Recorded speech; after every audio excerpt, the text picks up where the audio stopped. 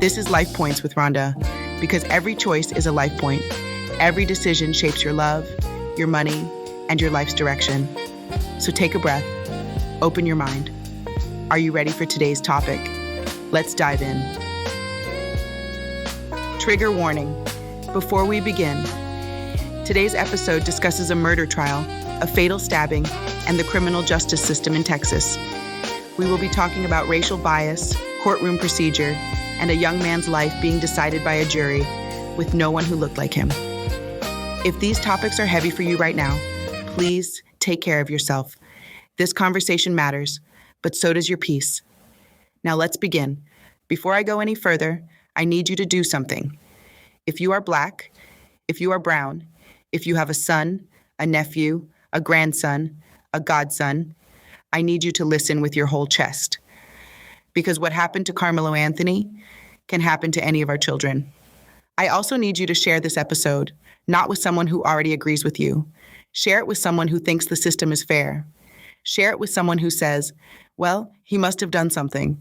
Share it with someone who has never had to teach their son how to act around police officers, because this conversation is not comfortable, but it is necessary. Later in this episode, I am also going to put out a direct message to Karmelo's family. If they are listening, or if anyone who knows them is listening, I need you to reach out to me. I can be of great assistance. We will get to that. For now, stay with me. A jury found Karmelo Anthony guilty of murder, 19 years old, Black, sitting in a Collin County courtroom in Texas. Here is what that jury looked like. 12 people, 6 alternates, not one Black person, not one. The judge who presided over this case, friends with the victim's father, the prosecutor who argued for that guilty verdict, also friends with the victim's father. And yet neither of them stepped aside. Neither of them recused themselves. Neither of them said, you know what? I should not be here. So let me ask you something. Did Karmelo Anthony ever stand a chance? A Black teenager in Texas in front of an all-white jury with a judge and a prosecutor who knew the victim's family personally. Tell me, what part of that sounds like justice to you? Because to me, it sounds like a setup. It sounds like a system that was never built for Black and brown people to win. It sounds like a conviction that was decided long before the trial even started. Karmelo Anthony said he acted in self-defense. Maybe he did. Maybe he didn't. But we will never know, because he never got a fair trial. This is not just about one case. This is about every Black child in America. This is a wake-up call. And if you are Black, if you are brown, if you have a son or a grandson or a nephew or a godson, you need to hear what I'm about to say, because that could have been your child. And next time, it just might be. You are listening to Life Points with Rhonda. I'm your host, Rhonda. And if you are new here, welcome. If you have been with me for a while, welcome back. You know that this show is not about easy answers. It's about real life. The kind that makes you angry, the kind that breaks your heart, the kind that forces you to look in the mirror and ask hard questions. Today's episode is called Karmelo Anthony Guilty Verdict, a system that never gave him a chance. I have a lot to say, and I am not going to hold back. But I also want to be very clear about something. I am not here to attack the victim's family. Austin Metcalf was 17 years old. He died. That is a tragedy. His family is grieving, and I do not minimize that for 1 second. But grief does not excuse a broken system, and the system that convicted Karmelo Anthony was broken from the start. I am going to break this episode down into clear sections. We are going to talk about what actually happened, the facts of the case, as far as we know them. We are going to talk about the all-white jury. We are going to talk about the judge and the prosecutor, and why neither of them should have been anywhere near this trial. We are going to talk about the red flags that should have stopped this conviction in its tracks. And we are going to talk about what this means for Black and brown people in America today. And at the end, I am going to put out a direct offer to Karmelo's family, because if there is an appeal, and there should be, I want to help. Before I dive in, I also want to remind you about my other podcasts. You can find them wherever you are listening right now. The Wealth Reset Podcast, for when money feels like a trap and you need to break free. Love Lies and Life Lessons, for anyone who has loved and lost and is still standing. Lady Aurelia Ravenshade presents for when you want a little mystery, a little darkness, and a lot of storytelling. And Soul Points, the quieter, deeper show where we ask the big questions about meaning, spirit, and why we are here. Same voice, different conversations, all rooted in truth. Now let's get into it. What happened? The facts of the case. Let me lay out what we know. On April 2nd, 2025, at a high school track meet in Frisco, Texas, a dispute broke out. Karmelo Anthony, who was 17 at the time and Black, was under a tent belonging to a rival school. According to prosecutors, he was asked multiple times to leave. According to his defense, he was protecting himself. Austin Metcalf, 17 years old and white, was involved in the confrontation. At some point, Karmelo Anthony pulled out a pocket knife and stabbed Austin Metcalf in the chest. The wound was fatal. Austin Metcalf died at the hospital. Karmelo Anthony was arrested. A grand jury indicted him on first-degree murder. Because Texas law automatically treats 17-year-olds as adults in the criminal justice system, he was not tried as a juvenile. He faced up to life in prison if convicted. Now, here's where things get complicated. Karmelo Anthony maintained from the very beginning that he acted in self-defense. He told police that Metcalf put his hands on him and he feared for his safety. His defense attorney argued that Metcalf was the aggressor and that Anthony used the knife only once during a fast-moving confrontation. Prosecutors told a different story. They argued that Anthony provoked the fight, that he goaded Metcalf into physical contact, and that the stabbing was a sneak surprise attack, not self-defense. Multiple student witnesses testified that they did not believe Anthony acted in self-defense. One witness said they heard Anthony say, "I'm not leaving. Fuck you all," after being asked to leave the tent. The jury deliberated. And on Tuesday, they returned a guilty verdict.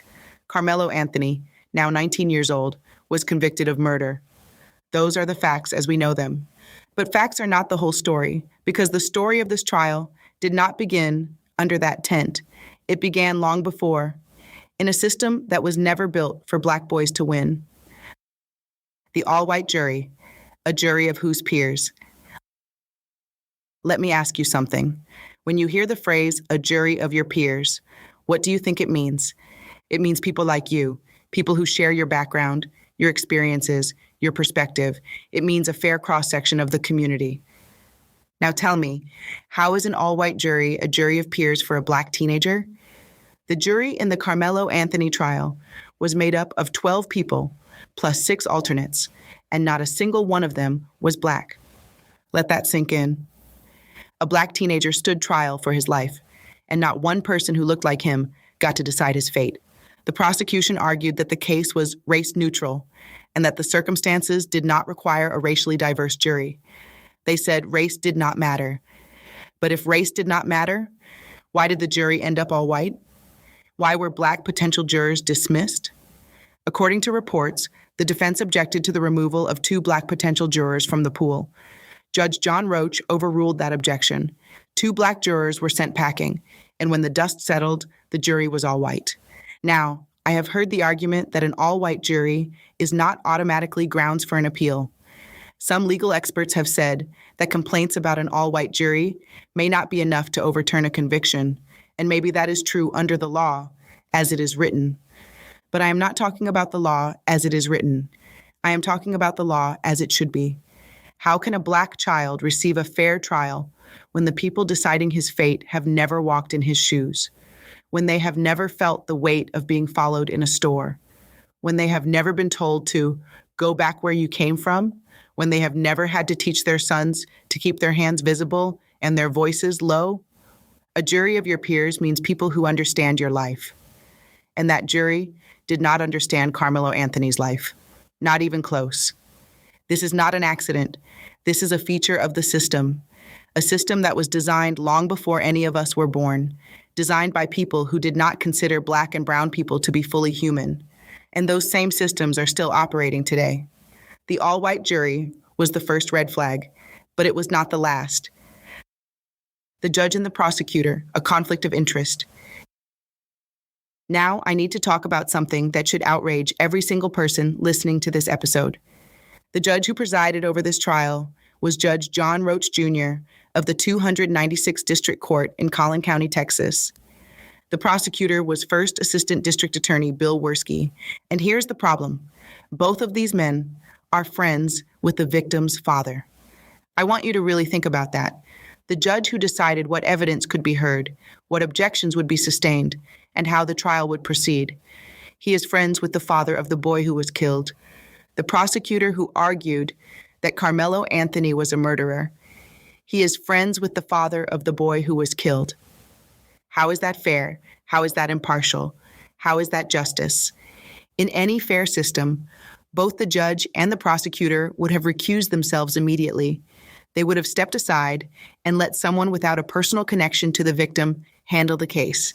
That is what impartial justice requires. But neither of them stepped aside. Judge John Roach Jr. sat on that bench, knowing the victim's father. He made rulings that shaped the trial. He overruled objections from the defense. He allowed the all-white jury to move forward. And he never once said, "You know what? I should not be here." Bill Werski stood before that jury and called the stabbing a senseless murder and a sneak surprise attack. He showed the jury autopsy photos. He argued that Anthony provoked the killing. And he did all of this while being a personal friend of Austin Metcalf's father. Let me tell you something. You cannot have a fair trial when the people running the show have a personal stake in the outcome. It does not matter how professional they try to be. It does not matter if they claim they can be objective. The appearance of bias alone is enough to poison a trial. And in this case, it was not just the appearance of bias. It was actual bias. These were personal friendships, and those friendships should have disqualified both men from participating in this case. Only in a place like Texas, only in a system that is already stacked against Black and brown people, could something like this happen without immediate outcry. This is not justice. This is not due process. This is a setup. The red flags that should have stopped this conviction. Let me list the red flags for you, because there are many. 1. An all-white jury deciding the fate of a Black teenager. That should never have been allowed. The defense objected. The judge overruled. And a Black child was judged by people who do not share his lived experience. 2. A judge who is friends with the victim's father. Judge John Roach should have recused himself. He did not. Every ruling he made is now open to question. Every decision he handed down is tainted by that friendship. 3. A prosecutor who is also friends with the victim's father. Bill Werski should have recused himself. He did not. The entire prosecution is now suspect because the person bringing the case had a personal relationship with the grieving family. 4. The self-defense claim. Karmelo Anthony said he was protecting himself. Witness testimony was conflicting. Some said he was the aggressor. Others said he was defending himself. In a fair trial, that ambiguity would have led to reasonable doubt, but the jury was not impartial, and the ambiguity did not matter. 5. The age of the defendant. Karmelo was 17 at the time of the incident. In many states, he would have been tried as a juvenile. But Texas treats 17-year-olds as adults automatically. A child was tried as an adult in a system that was never designed to protect him. 6. The location. Collin County, Texas is a predominantly white, conservative suburb north of Dallas. It is not known for being friendly to Black defendants, and the statistics back that up. Black and brown people are overrepresented in Texas prisons, and cases like this one show exactly why. 7. The national attention. This case drew nationwide headlines precisely because of the racial dynamics involved. And in cases that attract that kind of attention, the pressure to convict, to deliver a just outcome for the victim's family, can be overwhelming, especially when the judge and prosecutor are personally connected to that family. Red flag after red flag after red flag. And still, the conviction came down. Now I am not a lawyer, but I know enough to know that Karmelo Anthony has grounds for an appeal on multiple fronts. The all-white jury, questionable. The judge's failure to recuse, absolutely appealable. The prosecutor's conflict of interest, that alone should be enough to overturn this verdict. If his family is listening, or if anyone who knows them is listening, you need to be preparing for an appeal right now. And I will say it again. If you need help, reach out to me. I can be of great assistance. A wake-up call for Black people in America. Let me speak directly to my Black listeners right now, because I need you to hear something. This is a wake-up call. Karmelo Anthony did not stand a chance. From the moment that knife left his hand, his fate was sealed, not because of what he did or did not do, but because of who he is. A Black teenager in Texas. A Black teenager in front of an all-white jury. A Black teenager being judged by people who know his victim's father personally. This is not an isolated incident. This is not a one-time mistake. This is the system working exactly the way it was designed. We like to believe that America has changed. We like to believe that the days of lynchings and Jim Crow are behind us. But the methods have just gotten more sophisticated. Instead of ropes and trees, they use courtrooms and juries. Instead of mobs, they use prosecutors and judges. But the result is the same. Black and brown bodies being punished by a system that was never built to protect us. I want you to look at your children, your sons, your nephews, your grandsons, your godchildren. That could be any of them. Any of them could be in that courtroom. Any of them could be looking at an all-white jury. Any of them could be convicted before they even open their mouths. And here's the hard truth. We are fighting against a system that has no real jurisdiction over us in the first place. Think about it. We are indigenous to this land. Our ancestors were here before the colonizers arrived, but the laws we are judged by, the courts we are dragged into, the judges who sentence us, none of it was created for us. None of it was created by us, and none of it was created to serve us. So why do we keep pretending that justice is possible in a system that was never designed to give it to us? I am not saying we should give up. I'm not saying we should stop fighting. But I am saying we need to open our eyes. We need to see the system for what it is, and we need to start building something for ourselves, outside of their courts, outside of their laws, outside of their judgment. Because waiting for a system that hates us to love us, that is a fool's errand. Karmelo Anthony is now a convicted murderer, a teenager, a Black child. His life is effectively over, unless his family can appeal, unless someone with power decides to step in, unless a miracle happens. But for every Karmelo Anthony who makes the news, there are hundreds more who do not. Hundreds of Black and brown teenagers sitting in cells right now, convicted by biased juries, sentenced by judges who never should have been allowed near their cases. This is not justice. This is a war, and we need to start acting like it. A direct message to Karmelo Anthony's family. Now, I want to speak directly to Karmelo Anthony's family, his parents, his siblings, anyone who loves him. I cannot imagine what you are going through right now. You watched your son, your child, stand trial for his life. You watched an all-white jury decide his fate. You watched a judge and a prosecutor who are friends with the victim's father preside over his conviction. And now you are being told that he is a murderer, that he will spend decades, maybe the rest of his life, behind bars. I want you to know something. I see you. I see the fight you have been fighting. I see the pain you are carrying, and I want to help. Karmelo has grounds for an appeal.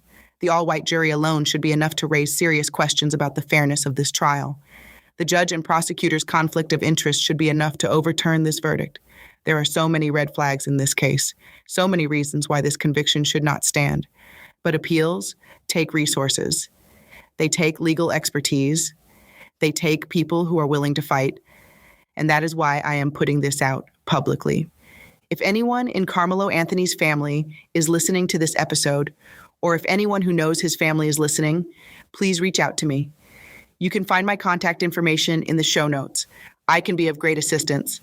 I am not a lawyer, but I have resources, I have connections, and I have a platform, and I will use all of it to help you fight for your son. You are not alone. There are people who see what happened in that courtroom. There are people who are outraged, and there are people who are ready to help. Please reach out. What this means for all of us. Let me step back for a moment and talk about what this case means for all of us, not just Black people, but everyone who cares about justice. If a Black teenager can be convicted by an all-white jury in front of a judge who is friends with the victim's father without anyone raising enough hell to stop it, then none of us are safe. Because today, it is Karmelo Anthony. Tomorrow, it could be someone else, someone you love, someone who looks like you. The erosion of fair trial rights affects everyone. When judges refuse to recuse themselves, when prosecutors with personal connections are allowed to pursue convictions, when juries are deliberately stripped of diversity, the entire system rots from the inside. And what are we doing about it? Are we speaking out? Are we holding judges accountable? Are we demanding that prosecutors disclose their relationships before they step into a courtroom? Because if we are not, then we are complicit. Silence in the face of injustice is acceptance. And I refuse to accept this. I am calling on everyone listening to do something. Share this episode. Talk about this case with your friends and family. Write to the Collin County District Attorney's Office. Demand a review of this conviction. Demand transparency about the judge and prosecutor's relationships. And most importantly, do not look away. We have a tendency to look away when the case does not involve us. We tell ourselves it is not our problem. We tell ourselves the system will work it out. But the system does not work itself out. The system works the way we force it to work. And if we are not forcing it to be fair, it will default to unfair every single time. Karmelo Anthony is 19 years old. He has his whole life ahead of him, or he did, until a jury decided he did not deserve it. We cannot bring back Austin Metcalf. His family will grieve him forever, and I do not minimize that loss. But we can demand that Karmelo Anthony's case be reviewed. We can demand that the judge and prosecutor be held accountable. We can demand that the all-white jury be investigated. Justice is not a zero-sum game. Honoring one victim does not require sacrificing another. The bigger picture, indigenous sovereignty, and the illegitimacy of colonial courts. I want to end this section with something a little deeper, something I have been thinking about for a long time. We are citizens of this country, but we are also indigenous to this land, and the courts that convicted Karmelo Anthony, the laws that were used against him, they were never created by us or for us. Think about the history. European colonizers came to this continent. They stole the land from indigenous peoples. They brought enslaved Africans against their will. And then they built a legal system designed to protect their own power, not to serve justice, not to protect the vulnerable, but to maintain control. That system still exists today. It has been updated and refined, but its core purpose has not changed. It exists to protect the interests of the people who built it. And for Black and Indigenous people, we are not the intended beneficiaries. We are the targets. So when I say that Karmelo Anthony did not stand a chance, I am not just talking about this one case. I am talking about a system that was never legitimate in the first place, a system that has no real jurisdiction over people who are indigenous to this land. Now, I am not suggesting we should all just ignore the law. That is not practical, and that is not what I am saying. What I am saying is that we need to recognize the system for what it is, a tool of oppression, and we need to stop expecting it to save us. We need to build our own systems, our own support networks, our own ways of resolving conflict and protecting our people. Because as long as we are relying on colonial courts to give us justice, we will keep getting results like this one. Karmelo Anthony is not the first. He will not be the last. But maybe, just maybe, his case can be a wake-up call for all of us. Now, I am going to ask you to do 4 things. First, if you have not already, go online and research this case for yourself. Do not take my word for it. Look up the all-white jury. Look up Judge John Roach Jr. and his relationship with the victim's father. Look up Prosecutor Bill Werski and his relationship with the same family. Look up the red flags that the mainstream media is not talking about. Educate yourself. Second, share this episode with at least 3 people. Send it to your group chats. Post it on your social media. Talk about it at your dinner table, because this conversation needs to happen in living rooms, not just on podcasts. Third, if you have any connection to Karmelo Anthony's family, if you know someone who knows someone, reach out to me. My contact information is in the show notes. I want to help. I can be of great assistance on the appeal and on fighting this conviction. Fourth, take a hard look at the system where you live. What are the demographics of your local jury pools? Who are your judges? Who are your prosecutors? Do they have personal connections to the cases they handle? Do not assume the system is fair just because it is supposed to be. Look for yourself. Before I close this episode, I want to remind you about my other shows. You can find them wherever you are listening right now. The Wealth Reset Podcast, because financial freedom is part of our liberation. We cannot fight the system if we are worried about paying rent. Love, Lies, and Life Lessons for the heartbreaks and the healing. Because even when the world is on fire, we still need to love each other. Lady Aurelia Ravenshade presents For the Stories That Haunt You, the Mysteries That Keep You Up at Night, and the Escape We All Sometimes Need. And Soul Points for the deeper questions, the ones about spirit, about purpose, about why we are here and what we owe each other. Same voice, different conversations, all rooted in truth. Go check them out. This episode was for Karmelo Anthony, a 19-year-old Black man who was convicted by a jury that did not include a single person who looked like him, a teenager who was judged by a judge and a prosecutor who were friends with the victim's father, a young man who did not stand a chance in a system that was never designed to protect him. It was also for every Black and brown child in America, every son, every nephew, every grandson, every godson who is growing up under a system that sees them as threats before it sees them as human beings. We are fighting against something much bigger than one trial, one judge, one prosecutor. We are fighting against centuries of oppression wrapped in the language of law and order. But we are still here, we are still fighting, and we are not going anywhere. Karmelo Anthony has the right to appeal on so many grounds, and I am putting this out into the universe. If his family hears this episode, please reach out to me. I can be of great assistance. Austin Metcalf's family lost a child. That is a tragedy, and I do not minimize it. But two tragedies do not make justice. Convicting a Black teenager in a biased courtroom does not bring anyone back. It just adds another family to the list of those grieving. I am Rhonda. This has been Life Points. Do not look away. Do not stay silent. And for heaven's sake, fight for justice, even when the system tells you it is impossible.